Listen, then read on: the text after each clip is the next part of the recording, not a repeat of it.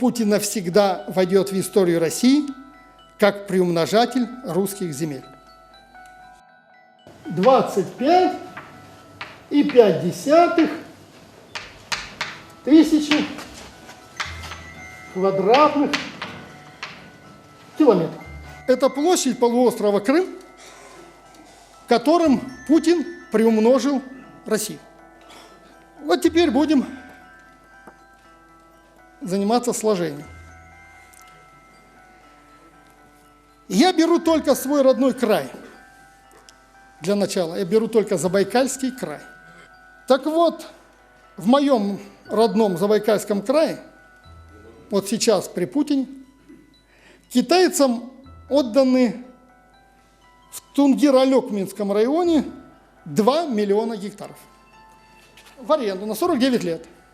Для лесосвода отдано 2 миллиона гектаров в Тунгир-Алекминском районе. Более 900 тысяч гектаров, ну, примерно, еще 1 миллион, отдано в моем родном Могочинском районе. 300 тысяч гектаров в Газзаводском районе. Это все один край, Забайкальский край. Около 500 тысяч в Сретенском районе. Еще 300 тысяч гектаров в Красночекойском районе. И получается в общей сложности 4 миллиона гектаров.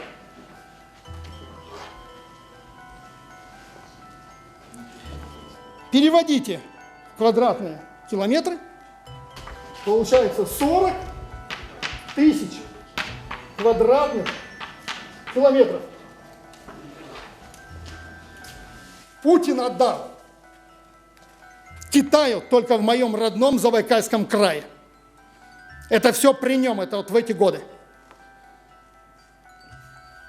1,5 Крыма. 1,5. Я не говорю о земле.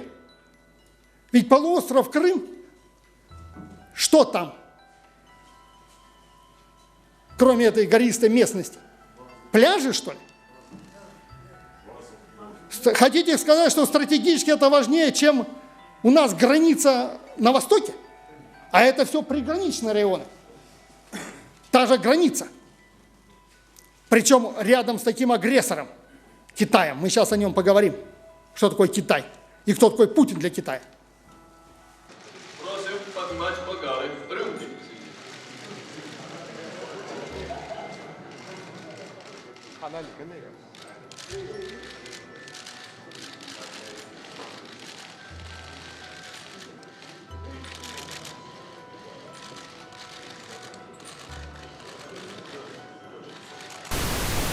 Такая же картина Бурятия. Красноярский край меньше, в 2 раза меньше Новосибирская область, но всего-навсего в 2 раза. Это получается 20 тысяч. Якутия и Амурская область. Вот вам приумножатель русских земель.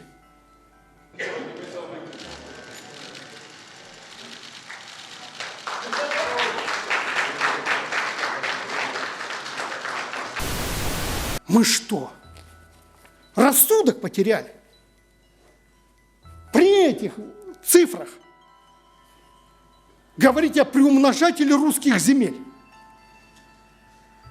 В одном месте прихватил 25 тысяч, в другом ценнейшей земли. Там почему шум большой пошел среди ученых? Потому что китайцы, характеристики китайцев, лучшие друзья, надежда Путина. Потому что с другими он со всеми разлаялся, рассорился, с самыми ближними. Беларусь, Украина, понятно. Теперь у него Китай. Когда мы говорим об этом приумножении, о расточительстве, гигантском расточительстве, мы должны иметь представление, что такое Китай.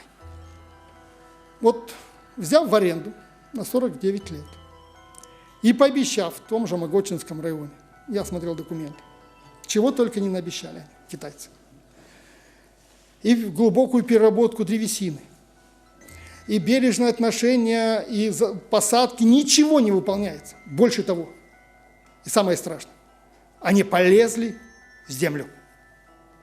Жители села Башкарка, это Горно-Уральский округ, крайне недовольны соседством с иностранцами. В окрестностях поселка стало значительно меньше деревьев, а от земли идет странный запах. Трудятся на этой ферме приезжие из Китая, причем, судя по размаху, ферма процветает. Беспокоит лишь этот резервуар с водой. Люди уверены, именно в нем китайские фермеры разводят удобрения и химикаты, которые позже с овощами попадают на стол к покупателю или сливаются в реку, расположенную неподалеку. Инспекторы взяли пробы почвы и отдали на экспертизу. Результаты показали, китайские предприниматели грубо нарушают санитарные нормы. Превышение бензопирена в 4-5 раз.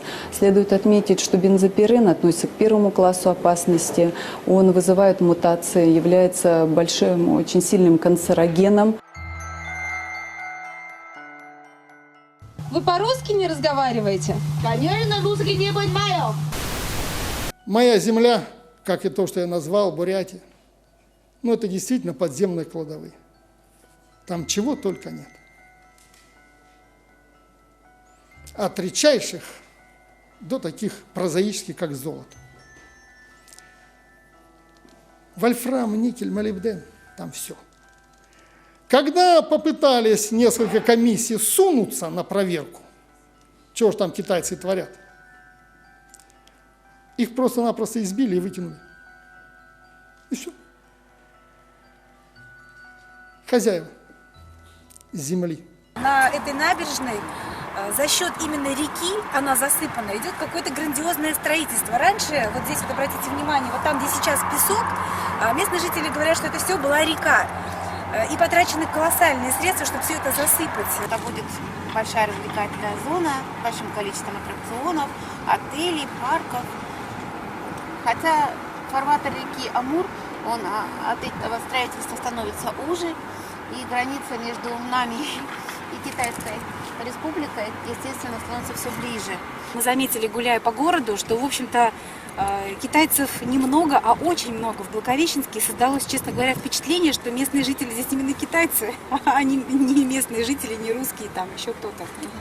Ну, вы действительно правильно заметили, потому что мы и сами это замечаем, что китайцы ходят по нашим улицам все более увереннее. Раньше они приезжали к нам как челноки, предлагали нам свои товары. Вот. А сейчас они ходят как хозяева, ездят на дорогих японских машинах, покупают дорогие товары, становятся владельцами предприятий, покупают квартиры. То есть, по сути дела, границы нет, китайцев в городе много, и ты уже не понимаешь, то ли это российское государство, то ли это какая-то переходная зона вот, от одного государства к другому. Поэтому, конечно, нам очень неуютно от этих вот перемен. У себя в Китае, то, что напротив, это же пограничные районы. Они приняли ужесточающие меры по сохранению леса. Сначала драконовские меры по вырубке, а потом и вовсе остановили вырубку у себя и пустили это все в турбизнес. Есть одна настораживающая цифра, очень опасная. Китайцы не довырубают плановый лес. Вот, казалось, они должны сейчас навалиться, да? Ну и грести, и гнать, и гнать, и гнать. И вдруг такая интересная тенденция. Они не довырубают планово. Вот от этой тенденции мурашки по спине. Они что, берегут лес? Еще недавно они Карымский район оголили полностью. А там были такой лес богатейший. Они просто вот его, как жуки, вырезали весь. Оголили сопки. Страшное зрелище. А здесь вдруг такая бережливость. Под себя, что ли? Китайцы лидируют среди туристов, посещающих Россию. Резкий взлет за последние полгода, а за 5 лет поток гостей из Поднебесной вырос в 5 раз. Самое популярное место – Москва. Тоже видите, конечно, Кремль, вот, река Москва, МГУ, ГУМ, Парк Победы. Потому что китайцы хорошо знают Россию. Природа тоже, ну, все красивее. Воздух тоже чистый такой. Воздух это главное. Да, это главное. В этом году консульство России только в Пекине выдало 56 тысяч виз. Но большинство путешествует и без них. Группе от 5 до 50 туристов визы оформлять не нужно. На самом деле, китайцы не так давно начали выезжать за границу. Сначала ездили в Европу, но сейчас появился интерес к России. Пейзажи, культура – все привлекает. Ну а теперь кто такой Путин для Китая? Я абсолютно верю в то, что Путина там любят, уважают, берегут и ценят. Потому что Путин для Китая никто. Это абсолютное, полное ничтожество. Это мобильный телефон.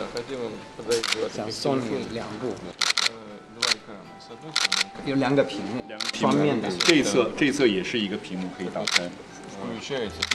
从这里打开是一个屏幕，这是个锁，往上一推就可以打开，双屏的。这个方面我们还有什么合作吗？ И в этом деле у нас тоже сотрудничество есть. Будет. 会有的。 Китайцы мало чем отличаются от других людей. Они признают только силу и уважают только силу. И когда Путин стал сдавать кусок за куском, то, что до него не делал никто,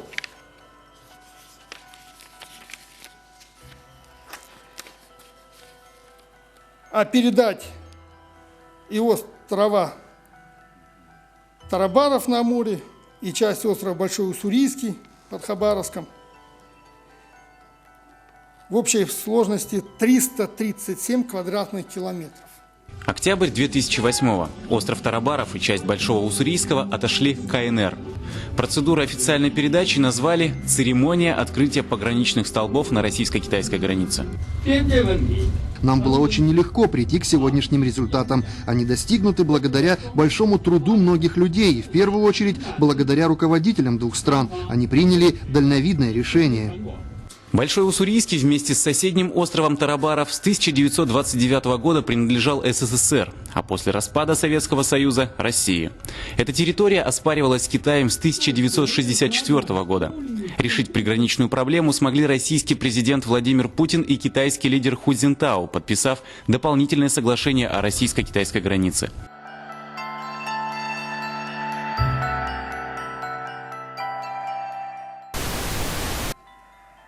Ну, по нашим меркам, не бог весть, какая вроде бы площадь, величина. Но дело в факте. Когда до Путина все, включая Ельцина, говорили «нет», а Путин с готовностью преподнес сначала вот это, потом продажа 30 миллиардов на 30 лет стоимостью, которую высчитали, они ее прячут, $50 за баррель при той цене 110. А еще за свой счет трубопровод мы туда тянем за 29 миллиардов. То понятно, что они им дорожат. Потому что кто придет на его место? Подобного ничтожества, понятно, не будет больше. А этот, если у нас там Громыко называли господин, нет, этот господин готовый на все услуги. А тем более сейчас. Это китайцы. Это восточный народ. Да не сейчас, когда Путину больше некому пристроиться, всех растерял, со всеми разлаялся, всех предал, продал.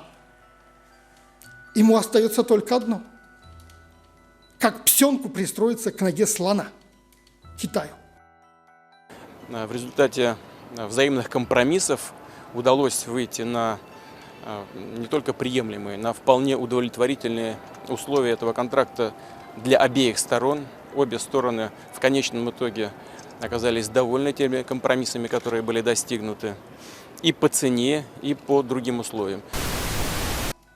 Мы же сейчас, посмотрите, схемы, они есть, трубопроводов в Китай.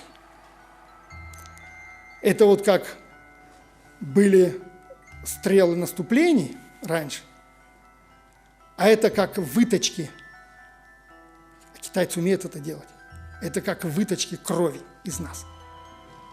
Древняя нация, умная нация, которая не допускает реформы языка у себя, иероглифов.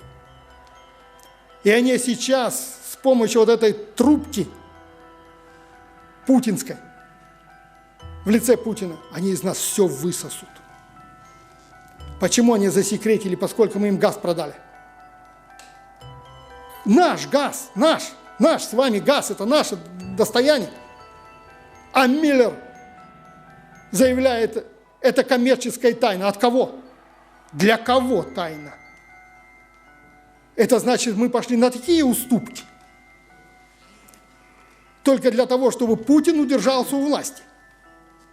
Вот им для чего нужен Китай. А Китай будет заинтересован. И Китай будет Путина, где можно прикрывать, отстаивать. Лично Путина. Не наши национальные интересы. Лично Путина.